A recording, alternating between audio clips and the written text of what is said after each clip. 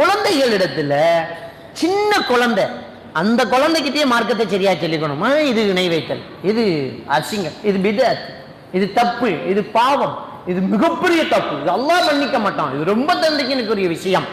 அதையும் சொல்லி அல்லாஹ்வுடைய கருணையையும் சொல்ல வேண்டும்.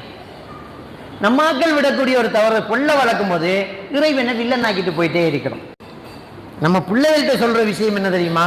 அல்லாஹ் சுடுவான், அல்லாஹ் நெருப்பில் போடுவான், அல்லாஹ் நரகத்தில் போடுவான், அல்லாஹ் நாக்கில் தூண்டல் போடுவான், அல்லாஹ் இரக்கம் உள்ளவன், அல்லாஹ் மன்னிக்கக்கூடியவன், அல்லாஹ் சொர்க்கத்தை தருவான், சொர்க்கத்தில் நினைக்கிறதெல்லாம் நடக்கும், நீங்கள் கையை நீட்டினா பழம் தானாக வந்து கையில் கிடைக்கும். இதெல்லாம் ஏன் சொல்றது இல்லை? ஏன் அல்லாஹ்வுடைய கருணையும் சொல்லுங்களேன். அல்லாஹ்வுடைய கோபத்தை விட கருணை அதிகமாக இருக்கிறே.